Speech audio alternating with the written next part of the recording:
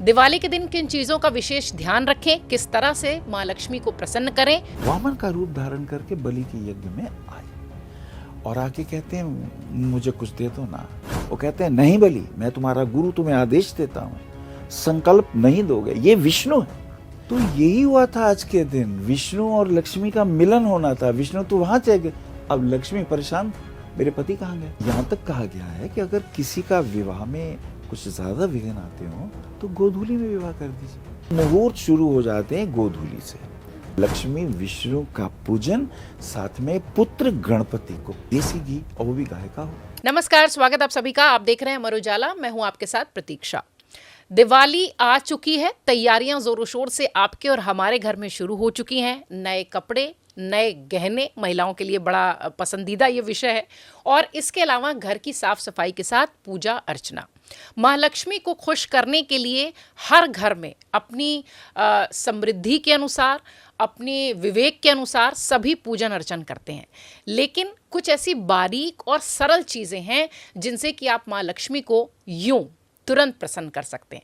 दिवाली के दिन किन चीज़ों का विशेष ध्यान रखें, किस तरह से माँ लक्ष्मी को प्रसन्न करें ताकि हमेशा उनकी कृपा आप सब पर बनी रहे, आपको हम बताते हैं। और माध्यम है ज्योतिषाचार्य अनिल वत्स जी, जिनको आप सब जानते हैं। वो किसी परिचय के मोहताज नहीं है। आप किसी भी सोशल प्लेटफॉर्म पर जब आप बहुत विस्तार से इन पूजन अर्चन की विधियों वाले प्रोग्राम्स देखते होंगे तो हमेशा अनिल वत्स जी आपको नजर आते होंगे। दिवाली की कार्यक्रम इसलिए हमने ये तय किया कि हम इनके साथ ही शुरू करेंगे। दिवाली पूजन से लेकर माँ लक्ष्मी के जो उनकी प्रसन्न करने की पूरी विधि है वो सब हम आप तक पहुंचाएंगे अनिल वत्स जी के माध्यम से। पंडित जी, आपका बहुत स्वागत। आपको सुनते हैं तो ऐसा लगता है कि सिर्फ आपको ही सुने। माँ लक्ष्मी की अपूर्व कृपा, गणपति की कृपा और दिवाली का ये पर्व आप सबके लिए, अमर उजाला के जितने भी दर्शक हैं, सबके लिए मंगलमय हो, मैं ऐसी शुभकामना करता हूँ। बहुत धन्यवाद आपका। मैं चाहती हूँ कि दिवाली के दिन की शुरुआत और रात्रि तक माँ लक्ष्मी और गणेश जी के पूजन तक हर वो चीज़ जो कि आम परिवारों में ज़रूरी है, जो अपनी उनकी जैसी हैसियत है, कहते हैं जैसी उनकी आर्थिक स्थिति है, उसके अनुसार कैसे पूजन अर्चन वो करें। मैं चाहती हूँ दिवाली के दिन की शुरुआत से रात्रि तक आप उसे विस्तार दें। बहुत अच्छी बात कही आपने। इसमें चूंकि इस बार कुछ लोग बाग कहते हैं 20 को मना लें, कुछ कहते हैं 21 को मना लें, तो मैं कहता हूँ जैसा आपके पंडित जी का है, जैसा तो आप उस हिसाब से चलें। इस विषय पे मैं अलग से बोलना जी, मैं उस पर अलग से आऊंगी। हाँ। मैं बोलना चाहूँगा। हाँ। लेकिन आपने कहा कि कैसे करें, तो दिवाली का जो पर्व होता है ये दरअसल अमावस्या तिथि है। कार्तिक मास हो, अमावस्या तिथि हो, ये तिथि पितरों के निमित्त होती है। तो अरुणोदय, सूर्योदय से पूर्व यदि कोई व्यक्ति अपने पितरों के निमित्त तर्पण करता है, पितरों के लिए दान करता है, किसी नदी के पास तीर्थ में स्नान करता है, जप करता है, दान करता है, तप करता है, तो शास्त्र कहता है 1000 गोदान का पुण्य प्राप्त होता है। तो पहले तो अमावस्या तिथि सूर्योदय से पूर्व हो, अगर ये कृत्य करें, क्योंकि ये तिथि अर्पित ही पितरों के लिए है। अच्छा, एक तो पितरों का आशीर्वाद ले लिया हमने सवेरे उठ के, सुबह ये काम कर लिया। अब चूंकि नहा धा तो चुके ही हैं आप, अब बहुत अच्छा है कि देसी घी, और वो भी गाय का हो, इसका आप एक दीपक जला लें, नहा धो के शुद्ध वस्त्र पहन लें। और अब आपको मनाना है, जैसे कोई मेहमान नहीं आता घर में, कहते पहले पानी पियो ना, अच्छा चाय लेंगे, कॉफी लेंगे कि जूस लेंगे, अच्छा एक ड्राई फ्रूट लीजिए ना, ये तो हलवा बड़े शौक से हमने बनाया है, ये खीर बनाई है, खाना कितना आप प्रेम करते हैं अपने मेहमान को। आज तो त्रिभुवन की महालक्ष्मी भगवान विष्णु प्रिया, उनका ये बहुत प्यारा दिन है। इसलिए भी प्यारा दिन है कि लक्ष्मी को भगवान विष्णु का सायुज्य प्राप्त होता है। क्योंकि भगवान विष्णु को, वो बलि की कहानी सुनी ना आपने, राजा बलि ने एक दिव्य यज्ञ किया, उस यज्ञ में भगवान इंद्र के छोटे भाई उपेंद्र यानी विष्णु, उप मैंने छोटे, छोटे भाई वामन का रूप धारण करके बलि के यज्ञ में आए और आके कहते हैं मुझे कुछ दे दो ना प्लीज, पहले मुझे दे दो। वो कहते हैं बहुत बड़ा यज्ञ कर रहे हैं ब्राह्मण देवता, मुझे यज्ञ करने दो, फिर जो तुम मांगोगे दे दूंगा। बोले नहीं, बाद में नहीं, अभी दे दो, छोटा सा तो हूं, मुझे क्या। बोले अच्छा तुम ही मांग लो, क्या क्या चाहिए तुम्हें।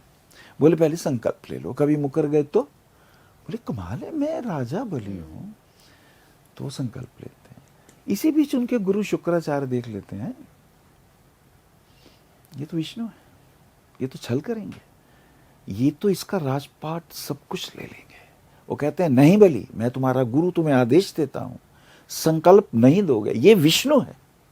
वो कहते हैं ये तो मेरा सौभाग्य, अगर विष्णु भगवान स्वयं इस रूप में आए हैं तो मैं तो, ये तो विश्व के दाता हैं, मैं तो इस संसार के त्रिलोकी का हूं और ये तो पूरे विश्व के ब्रह्मांड के, अखिल ब्रह्मांड के।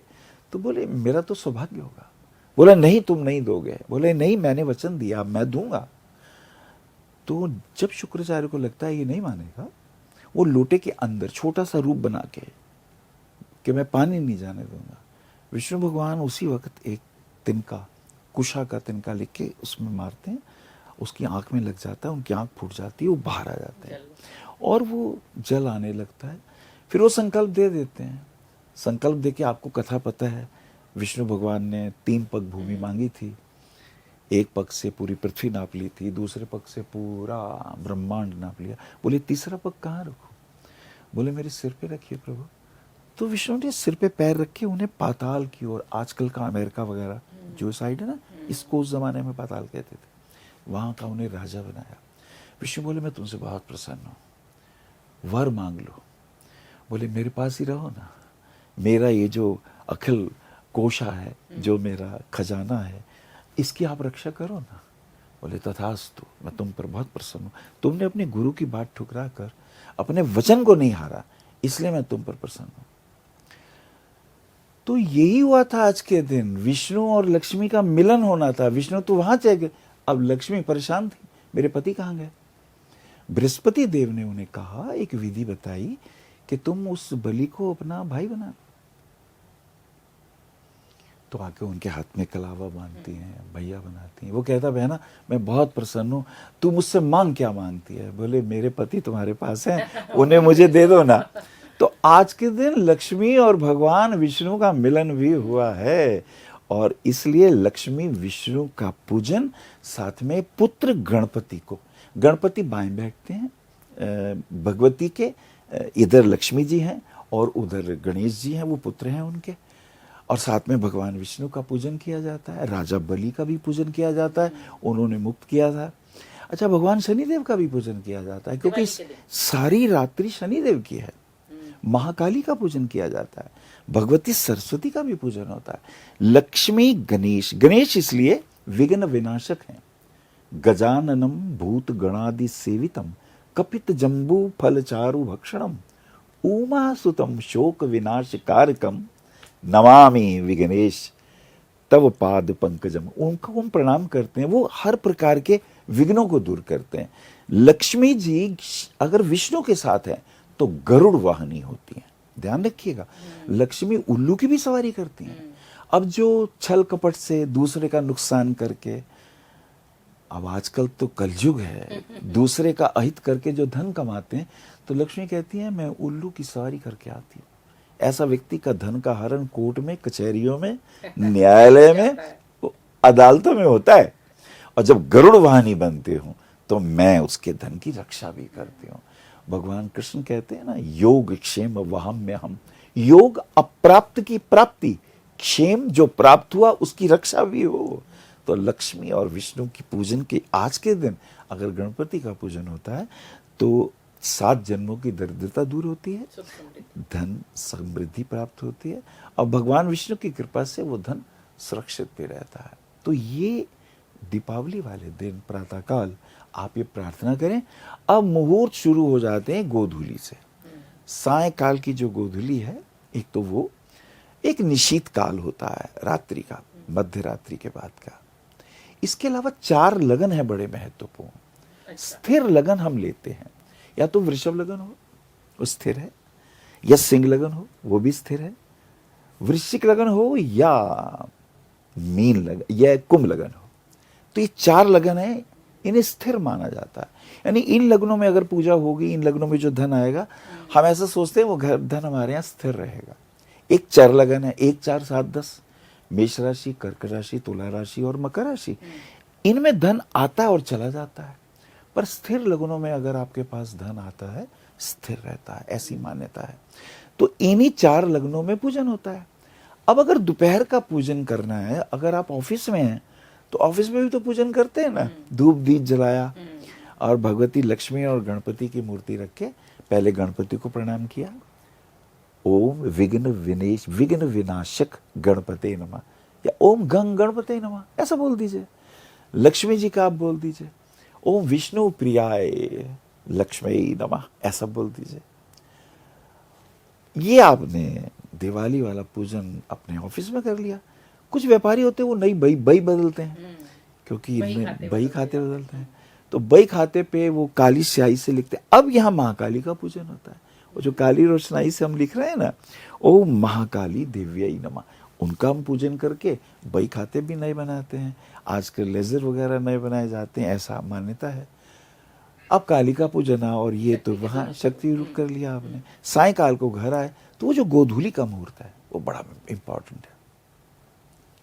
यहाँ तक कहा गया है कि अगर किसी का विवाह में कुछ ज्यादा विघ्न आते हो तो गोधूली में विवाह कर दीजिए। गोधूली का अर्थ होता है कि सायकाल के वक्त जब गौएं चरती हुई वापस आए और अपनी पूंछ से धूल उड़ाती है, तो वो जो धूल उड़ रही है वो अति पवित्र, विघ्न विनाशक, अरिष्ट नाशक मानी गई है। तो गोधूली की स्थिति में आप पत्नी, धर्म पत्नी के साथ बैठे घर में, आपके पास जितने ड्राई फ्रूट ला सकते हैं ले आइए, फल फ्रूट ले आइए, घर में ही मिठाई बना के रख लीजिए, नहीं तो गुड़ चना बताशे ही रख लीजिए। भगवती आपके भाव की भूखी हैं, उन्हें तो कुछ नहीं खाना, ये तो तुम ही खाओगे, उनका तुम्हें आशीर्वाद लेना है। देसी घी का दीपक जलाइए। अब बड़ा आसान सा मैं एक विधि बताता हूँ। एक थाली ले लीजिए, थाली में आप क्या करें, अपनी जो ये जो रिंग फिंगर है, या तो इससे या वो जो बड कानों में डालते हैं ना, उसके रुई लगी हुई है, आपने कुमकुम का या रोली का आपने घोल लिया, उसको टच करके शाही की तरह उसको कलम बना लीजिए। सबसे पहले आप थाली पे ऊपर लिख लें ओम, ओम हो गया। और फिर आपको क्या बनाना है, श्री, भगवती लक्ष्मी का स्वरूप बना लीजिए। लक्ष्मी का स्वरूप बनाने के बाद अब ऊपर आया ओम, इधर आया श्री, अब आया गणेश, श्री गणेशाय नमः। ओम, पहले ओम, श्री लिख लिया, गणपति का स्वस्तिक बना लीजिए और नमः की जगह 3 डंडे डाल के सिर डाल दीजिए। ये ब्रह्मा विष्णु महेश हो गए। देखिए सब देवता आ गए। और 9 जगह स्पॉट बिंदियां लगा लीजिए, वो 9 ग्रह हो गए। नीचे आप एक सर्प ऐसे बनाइए, उसके 2 मुख बना दीजिए, ये नाग देवता हो गए। यानी संपूर्ण विश्व का आह्वान कर लिया, अरिष्ट अनिष्टों को दूर करेंगे। 7 लिख लीजिए, ये 7 ऋषि हो गए। 16 लिख लीजिए, ये खोडश मातृका हो गई। 84 लिख लीजिए, चतुष्षष्टि योगिनी हो गई। एक थाली में संपूर्ण सारे आ गए देवी। हाँ, सब आ गए। धूप दीप जलाइए। अब आपने थोड़े से चावल लिए, पहले ओम ओम ओंकाराय नमो नमः। अब मंत्र पूरा आता है, ओंकारम बिंदु संयुक्तम नित्यम ध्यायन्ति योगिना कामदम च मोक्षदम च ओंकाराय नमो नमः। ना बोल सके तो बोल दीजिए ओंकाराय नमो नमः। अब इधर श्री है तो बोल दीजिए ओम श्री महालक्ष्मी नमः। चावल थोड़े वहां डाल दिए, आह्वान कर रहे हैं, आओ ना, हम उनको बुला रहे हैं, हम पूजा कर रहे हैं, हे देवताओं आप आओ ना मेरे घर। तो ओंकार का आह्वान किया, लक्ष्मी का आह्वान किया, गणपति का किया, ओम गंग गणपते नमः। हे उमासुत आओ ना, हे विघ्न विनाशक आओ ना, हम पूजा करते हैं। ब्रह्मा विष्णु महेश पे भी चावल डाल दिए और सब पे चावल डाल के, चावल क्या है, आसन है। जैसे कोई आता हम कुर्सी पे बिठाते हैं ना, तो ये चावल हमने आसन लगाए हैं, इन आसन पे देवता बैठेंगे।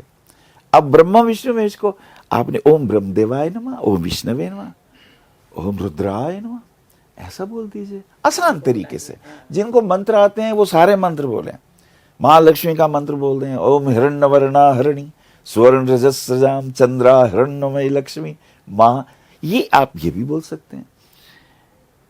आप गणपति का मंत्र बोल सकते हैं, ओम गणेभ्यो गणपतिभ्यो नमो नमो, रातेभ्यो रातपतिभ्यो नमो नमो, गृसेभ्यो गृहपतिभ्यो नमो नमो, ओम गंगणपते नमः। ब्रह्मा जी का विष्णु जी का ध्यान करके उनको भी प्रणाम कर दीजिए। चाहे फिर वो जो 9 ग्रह हैं, सबसे पहले बीच वाले सूर्य देव पर, वो इन नवग्रहों के अधिपति हैं। ओम सूर्याय नमः।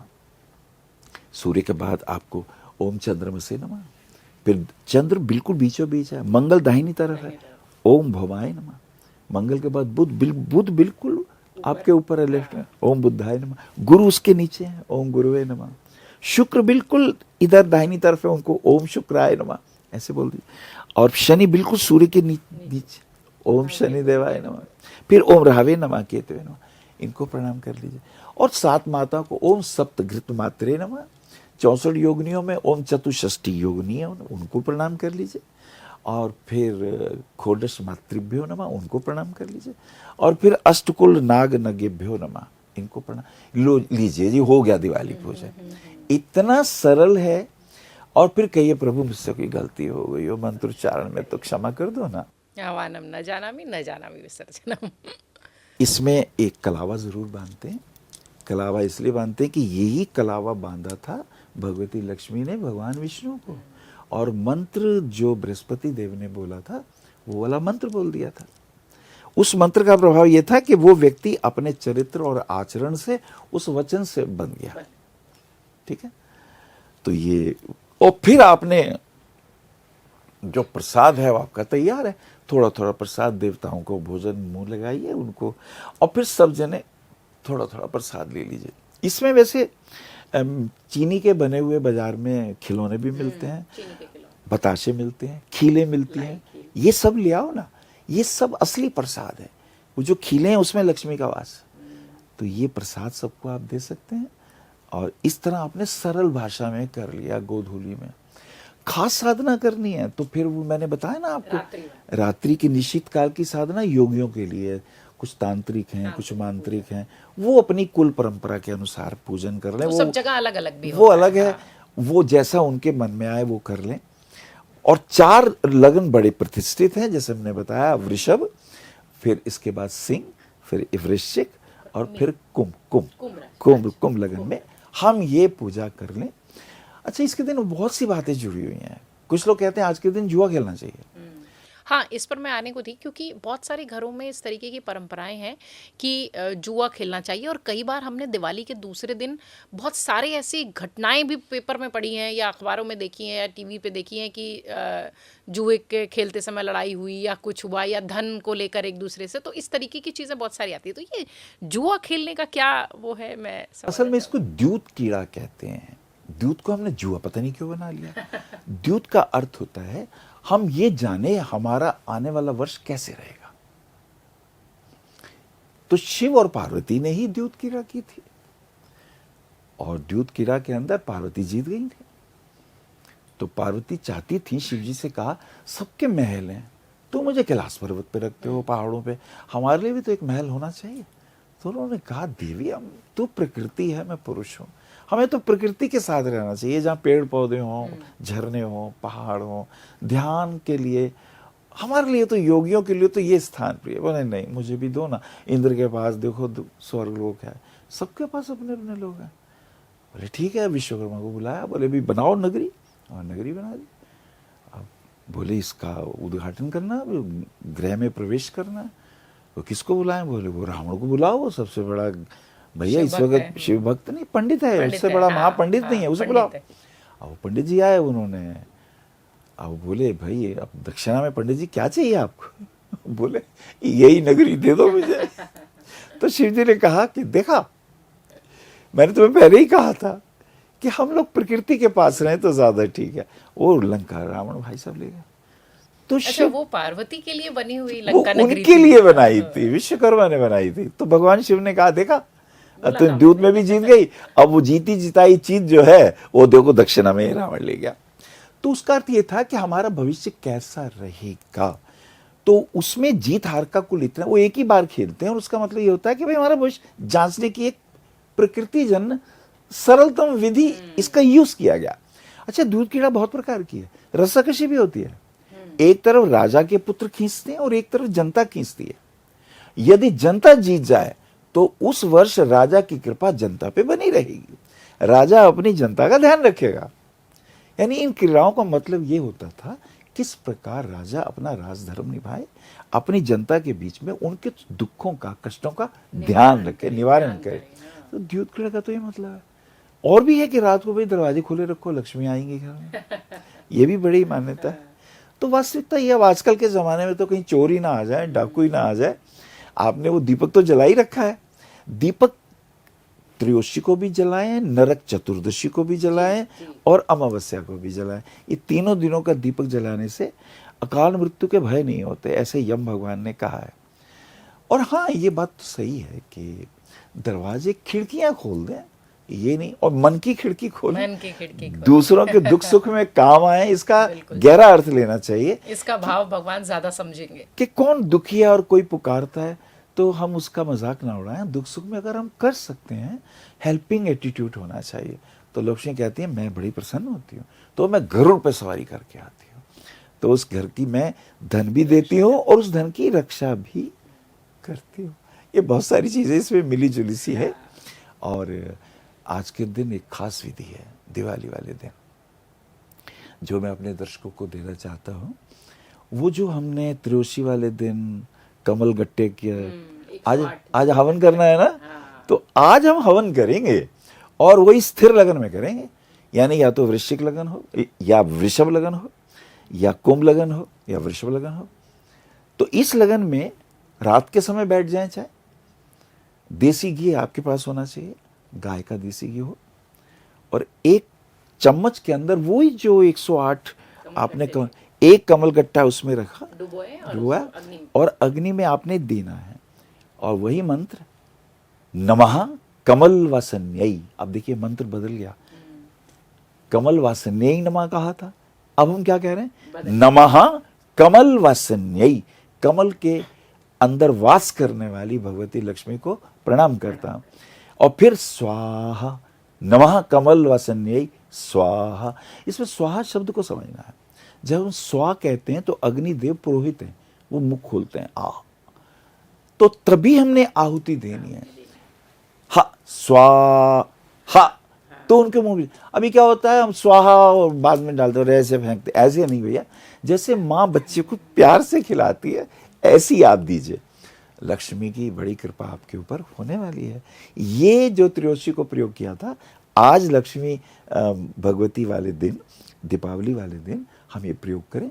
और एक बात और है, दीपक जो आप जलाएं वो बड़े इंपॉर्टेंट है। 11 दीपक जलाइए, 31 जलाइए, 51 जलाइए, घर के अंदर भी जलाइए, हर कमरे में रखिए, और घर के बाहर जो आपकी ड्योढ़ी है, बाउंड्रीज है, वहां भी रखिए। और इसका एक और भी अर्थ है, अगर घर में कोई बीमार है, ठीक नहीं हो रहा, तो एक लौंग और एक इलायची ले लीजिए, उसके सिर से 7 बार घुमाइए और हनुमान जी का मंत्र बोल दीजिए, नासे रोग हरे सब पीड़ा, जपत निरंतर हनुमत वीर, संकट से हनुमान छुड़ावे, मन क्रम वचन ध्यान जो लावे। ऐसा 7 बार घुमा के वो जो घर के बाहर दीपक रखा है उसमें लौंग और इलायची जला दीजिए। तो आपके ऊपर कोई भी स्पेल होगा, कोई भी दूर गलत दृष्टि होगी, कहते हैं ना नजर लग गई, बच्चों को भी, अरे हर खूबसूरत चीज को नजर लगती है जी। आप घर में पेंट बढ़िया कराओ, 10 बहुत बढ़िया पेंट कराया है, एनीथिंग जो आंखों को सुंदर लगेगी, लोग उसे घूर घूर कर देखेंगे, और जैसे घूर घूर कर देखेंगे वही नजर पता नहीं किस भाव से देखा है। अच्छे से देखा है तो अच्छा है, बुरे से देखा है तो हमें बचना चाहिए। तो ये प्रयोग हम कर सकते हैं उस दिन, तो इसका विशेष लाभ हमें मिलता है। तो दिवाली के दिन सुबह से रात तक की जो पूजन अर्चन और जो विधि है वो हमने आपको बताई। पूजन के बाद अपने बड़े बुजुर्गों का आशीर्वाद लीजिए, जो नैवेद्य आपने देवी को अर्पित किया है उसका ग्रहण करिए, और आप सबका परिवार स्वस्थ रहे इसकी प्रार्थना ईश्वर से करिए, माँ लक्ष्मी से करिए, गणेश जी से करिए। आप सबकी दिवाली बहुत शुभ हो, बहुत मंगलमय हो, यही कामना करते हैं। पंडित जी आपका बहुत धन्यवाद, बहुत शुक्रिया हमसे बातचीत करने के लिए।